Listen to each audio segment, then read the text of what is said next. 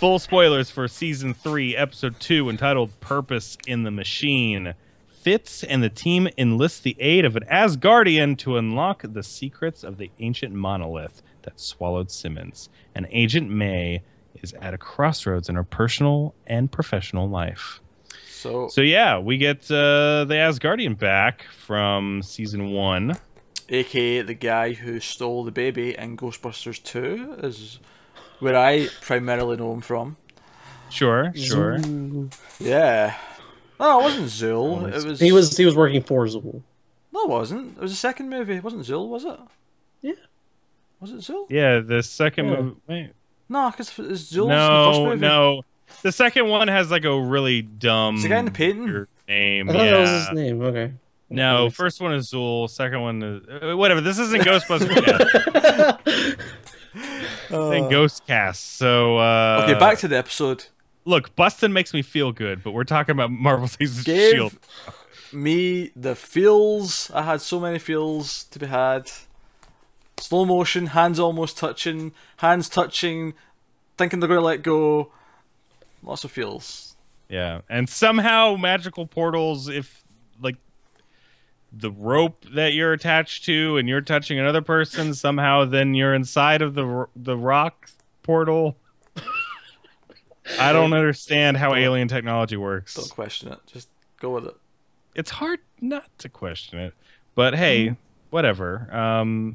This was a pretty fun episode. Although now I'm just going to be wondering at the beginning of Season 4, how are they going to get Simmons to not be there for the first couple episodes again? Because remember, last season she was gone on Hydra, and this time she was gone in the monolith. So sure. Maybe she'll just actually go to Tahiti or something next time. But so yeah, Mario, what did you think about this episode overall? It was pretty good, especially the stuff with Simmons that really like hit you, because now we have the history of the characters and we really like both of them, and obviously they had that relationship kind of coming to a certain point in the last season. But a lot of the stories are kind of spinning their wheels, so there is something kind of lacking. Because May is just kind of sitting around, and they're trying to get her to start moving again, but that's literally her just spinning her wheels. Like, that's kind of the point of her subplot. Bobby Morris is sidelined because she's hurt, which is fine, but she's not kicking ass and doing the things that we saw her last season. So there's a lot of things that just aren't moving. Like, the pace isn't... The Simmons stuff moved fast, but everything else isn't really moving. Right? I think that works because you've got the one thing moving fast. It lets everything else be a bit slower, so it's not... Because actually, one of the things that I really appreciate, when they got Simmons back, it cut to May finding out, and then she told Hunter, and then he was really happy, and he was like, let's have a drink, smile, May, for once in your life. I really liked that. I like that family feel that we got to see everyone reacting to finding out she's okay. Because even though he's away and he's doing his revenge mission, he's going to kill Ward or whatever, and we've got a lot more Ward in this as well, actually, being evil and Hydra. But I really like all that stuff. Also, a lot of the character beats really feel natural to me now, where we get to see those moments of them reacting to something even though they're not there. Because it always bugs me when they forget to do that. When something major happens, but when the characters are split up, and then the characters come back, and it's just never really brought up. But obviously they must have found out at some point, but you never see that moment. Right. Yeah. Alan, what did you think about it overall? Well, first of all, I want to say that I wasn't here last week, which was the first episode. Right. And I was listening back to this episode, and I have to say, you guys seemed very underwhelmed by the first episode, whereas I really, really loved it. Okay. Well, I guess from my perspective, it was maybe less underwhelming and more waiting for the season to show what it's about. Obviously we know that it's about Secret Warriors, and they actually dropped the name this episode too, which they always like to do in those little clever ways. But this is a nice way of doing it, I thought. But with the first episode, we got a whole lot of like, oh, it's just like some random new guy, and then just kind of establishing where everybody is. So it was a little underwhelming just because it was catch up. I think the general audience also didn't like Lash. Was really weird. Like, who the fuck is that? What? He could just gets to do things because reasons and. Wait! You talking about Shadow the Hedgehog? Yeah, Shadow the Hedgehog. Oh, good, Shadow the Hedgehog. Yeah. A lot of people didn't like that. I think everybody really agreed that the stuff with the new Shield Jace thing, as Matt would say, was the best, the highlight. Like the train scene was really good. Yes. Yeah. Um, I agree with that, but I feel like it feels like it has a bigger budget now, and it feels like they're Yeah, really utilizing that. And I think that kind of like improvement on the aesthetic, like how it's filmed and all that sort of stuff, it actually improves the enjoyment for me overall on the show. But I won't spend a whole lot of time talking about the first episode. I'll just say I really liked it. Um, but on this episode, I thought it was really good. I like seeing more of Ward. I like seeing those characters that we didn't get to see in the first episode, seeing like what Yeah. they're doing and kind of catching yeah, up with them. yeah.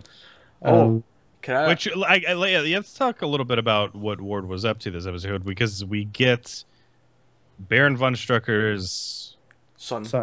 son Yeah. as like potentially a big plot point for this season. At least that's kind of what one of the final cliffhangers was. Yeah, he's him, going to spy on May's husband at his university. Yeah. Yep. which is very interesting. I honestly didn't expect them to keep May's husband around as like a potential integral plot point, but that's a very interesting way to kind of bring some side characters in, you know. Yeah. Anyway, go ahead, Alan. Continue with some of your thoughts. oh, like Mario was saying, the whole thing about May, I like that it showed that she was kind of spinning her wheels, but at the end, with the whole thing with Hunter being there, is like obvious that she's decided, okay, I gotta get back into this. And I actually Yeah. liked how she was already there. Like, you didn't see the moment where she's like, I'm going to go do this. It was just like, she's there, the camera pans down, there's guns, and then it's like Hunter's just there. Like, Yeah, and like her reasoning to get back was obvious because she was there with her father, and her father told her the whole thing about you were always the one who thought that it really hurt whenever you hit the ice, but I was always the one to think that you were the person that got up. Yeah. yeah. And that was It's also- really good, and that was poignant. Wasn't It's also that- really cool to see kind of Hunter like play off the. Obviously, he's so different than she is. Like he's just super excited about everything, and he's really like, just, "Let's go, let's get all the energy." Right. And she's kind of the opposite, more reserved about it. But he helps kind of push her along, and she probably helps control him a little bit. So Yeah. it's kind of this opposite relationship, and it Okay. works really well. Interesting And I was- double act. Yeah, and I was really thinking this may set up the Most Wanted show. That might I end was up saying with the same what it thing. is. Yeah. Possibly. Yeah. I do want to point out Ghostbusters 2 guy, the Asgardian. He was quite funny in this episode, and the one line in particular that made me proper crack up is when they realise, when he recognises the symbol and the scroll or whatever, and he's like, "Oh, I seen this in a castle in England, and to the plane!" Right? And he walks out, and then he pauses and goes, "Can I say that?"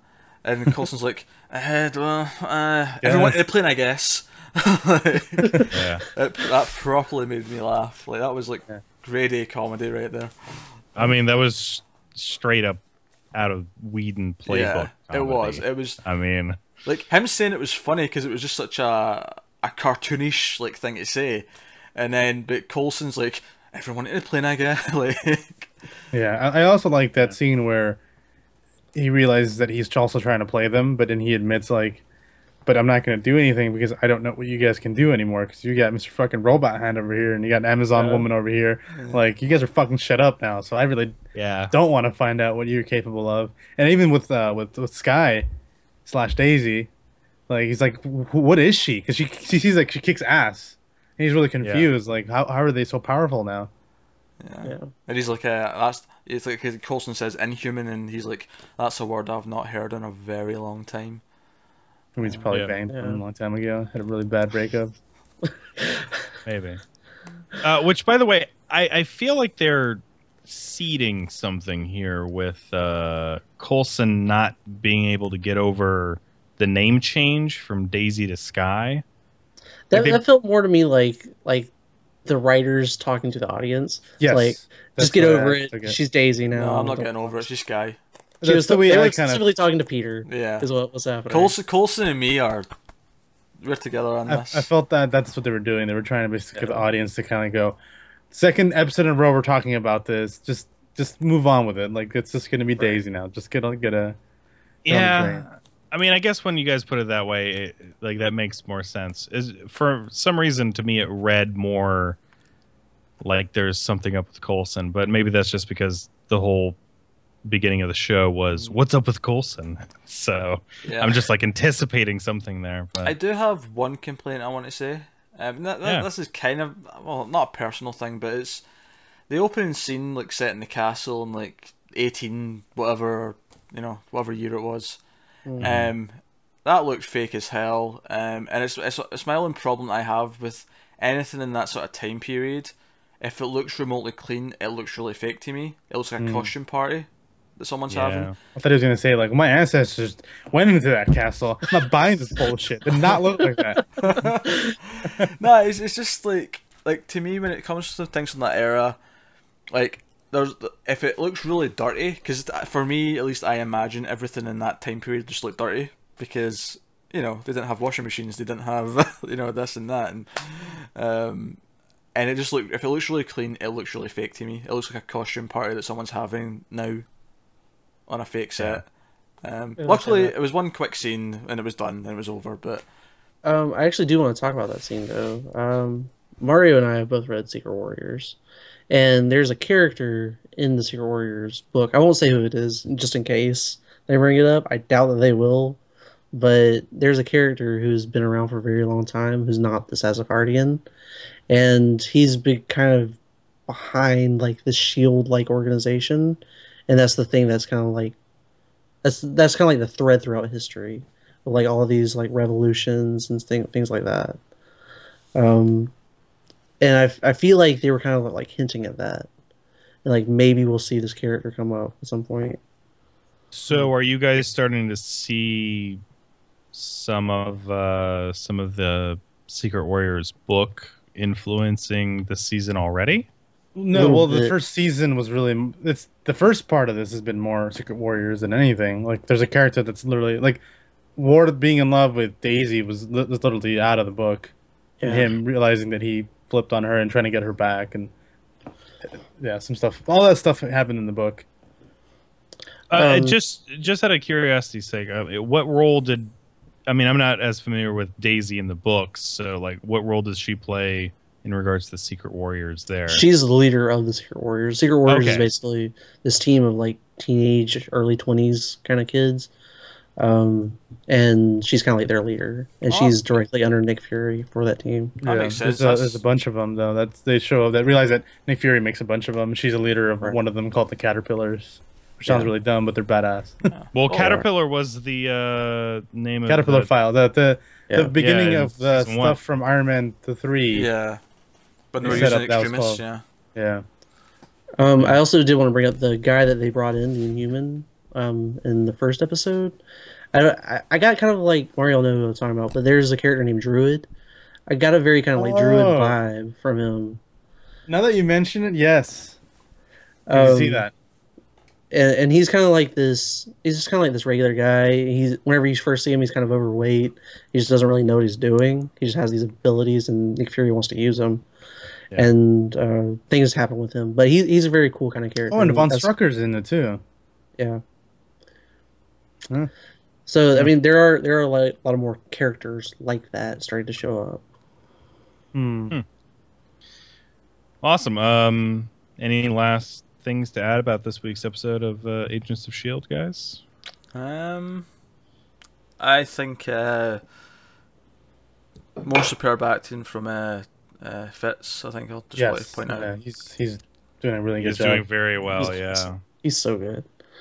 He's really good. Him jumping into the portal and all the rest of it, all very good stuff. And them snuggling, or her snuggling into him after she wakes up. And I really didn't know whether or not he was going to get her. Like, I thought they were going to pull him back, and then just him trying to reach at nothing, and just kind of seeing her slowly like fade into the dust, and him just being like heartbroken that he was this close but couldn't get her. Hopefully next week she'll mention how she survived for 6 months or whatever it is. No, hopefully he gets some action first.